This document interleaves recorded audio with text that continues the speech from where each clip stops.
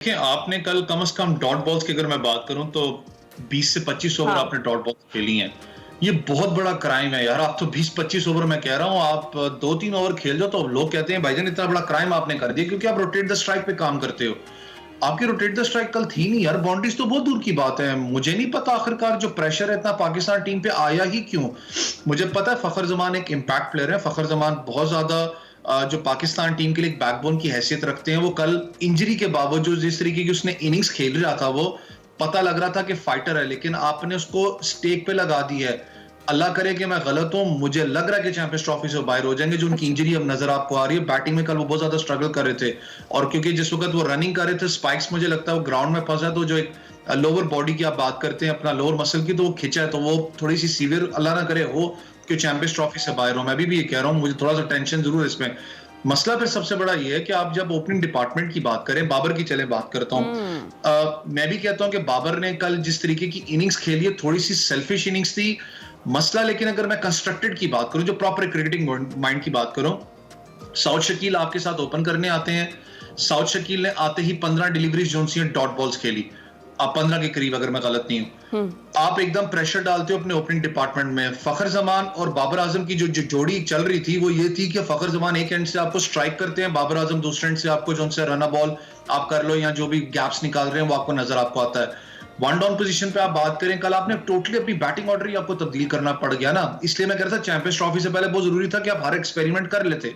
रिजवान आए, रिजवान का जो उसने कैच पकड़ा है वो आउटस्टैंडिंग कैच था। वो होती है फिटनेस लेवल की। जी।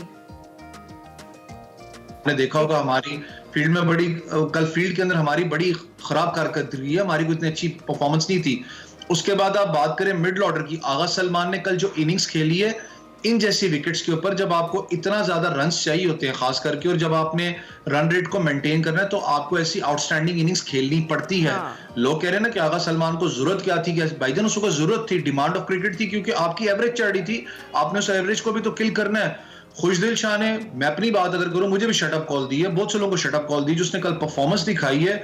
अगर उसके साथ एक और आगा सलमान की बात कर लूं, या शायद फखर अनफॉर्चुनेटली जल्दी आउट हो गए, अगर फखर खड़ा रहता तो शायद मैच का पासा कुछ और पलट जाता था। ये ताहिर ने भी कल बहुत बुरी शॉट खेली, ये शॉट नहीं थी हाँ, भाई। हाँ। आप आते ही अपना दूसरी गेंद के ऊपर आप करना क्या चाह रहे हो, थोड़ा सा सेट तो हो जाओ। आप वो बैट्समैन तो नहीं हो कि आते ही आपको कि मैं इनिंग्स का जो स्टार्ट कर दूं, स्ट्राइक रेट मेरा बड़ा तगड़ा होगा। पाकिस्तान का कल बुरी तरीके से फ्लॉप एक्सपेरिमेंट हुआ है। हुँ। और जिस तरीके का भी आप देखें, अगर वो नेट रन रेट देखें तो आप माइनस के अंदर है और आप पर आखिरी पोजीशन में है। आप सोच रहे होंगे कि जी हम इंडिया को शिकस्त दे दें। इंडिया को भी शिकस्त अगर दे देते हो, अल्लाह करे आप दे दो, आपने अपनी एवरेज को मेंटेन करके शिकस्त देनी है। ये नहीं कि खाली शिकस्त दे के आपको मैं सेमीज के लिए क्वालिफाई करूंगा। जो हालात हैं बहुत मुश्किल आपके लग रहे हैं सेमीफाइनल सही के है। लिए। रिशाद साहब, हालात मुश्किल लग रहे हैं हमें तो बहुत ज़्यादा। और जिस तरह से भी ओवैस बात कर रहे थे बाबर आजम की, आपको भी लगा कि जो कल वो खेल रहे थे वो सिर्फ अपने लिए खेल रहे थे, खुद के लिए खेल रहे थे, और बस वो चाह रहे थे कि किसी तरह मैं कुछ ना कुछ स्कोर बस कर दूं, 50 कर दूं। और जिस तरह की स्लो इनिंग्स उन्होंने खेली, उस पर क्या कहेंगे आप? नहीं कहूंगा बहरहाल वो जो उस वक्त सिचुएशन की डिमांड थी, इसकी वजह से वो कॉशियस थे और ऑफ कोर्स रन नहीं बन रहे थे, ऑपोजिट साइड से बैट्समैन आउट हो रहे थे, वो एक अलग बात है। लेकिन देखिए, जो जो टीम का प्राइम बैट्समैन होता है, उसकी रिस्पॉन्सिबिलिटी होती है कि कहाँ पे डिफेंड करना है, कहाँ एक्सेलरेट करना है, किस तरह से अपने पार्टनर्स को गाइड करना है। और अब न्यूजीलैंड की टीम की आप मेच्योरिटी देखें कि उनके जब 70 पे 3 खिलाड़ी आउट हो गए थे, उनका नंबर 1 बैट्समैन जो है एक्सपीरियंस के हिसाब से विलियमसन, वो 1 रन पे सिर्फ आउट हो गया, और उसके हाँ। बाद भी न्यूजीलैंड ने इतना जबरदस्त रिकवर किया। तो ये मेच्योरिटी होती है टीम की। तो ये कहीं नजर नहीं आ रही कि अगर फर्ज की फखर को इंजर्ड भी थोड़ी सी हो गई तो बाकी बैट्समैन क्या कर रहे हैं। तो ये बहुत ज्यादा एक क्वेश्चन मार्क आ रहा है कि पाकिस्तान की टीम और पाकिस्तान के प्लेयर जिस वक्त होता है उस वक्त डिलीवर नहीं करते। ये एक इमेच्योरिटी नजर आ रही है। और प्लानिंग की जहां पे मैं बात कर रहा हूं, उसमें देखिए, रिजवान और बाबर ने T20 में भी एक साथ कई दफा ओपन किया है, वनडे में भी ओपन किया। अगर उनको फखर को प्रॉब्लम हुआ था तो मेरे ख्याल है रिजवान को ऊपर आना चाहिए था ओपन करने के लिए। सऊद ने अभी तक ओपन की, उनको प्रैक्टिस नहीं है, उनको मैचेस में एक्सपोजर नहीं दिया गया एज ओपनर, तो उनको एकदम से ऊपर भेज देना, ये मेरे ख्याल है बहुत पुअर प्लानिंग थी। और ये सारी चीजें बॉलिंग में भी नजर आई, poor strategy, poor batting order. तो ये अब ये इस तरह से, जैसे ओवैस कह रहे हैं कि बिल्कुल ऐसा क्वेश्चन मार्क है हमारे ऊपर कि एक मैच भी खुदा न खासा हम और हारते हैं तो हम चैंपियंस ट्रॉफी से बाहर हो जाएंगे। तो हमें बहुत जरूरी है कि अगला मैच जीतना और बहुत ही हाई स्कोरिंग रेट से जीतना। सही ये है। बड़ा चैलेंज के लिए हाँ, डेफिनेटली। जैसे बात कर रहे थे वैसे आप अगला इंडिया के साथ मैच है, क्या क्या करना है हमने, क्या होगी हमारी परफॉर्मेंस, या फिर बस दुबई का ट्रिप ही लगेगा?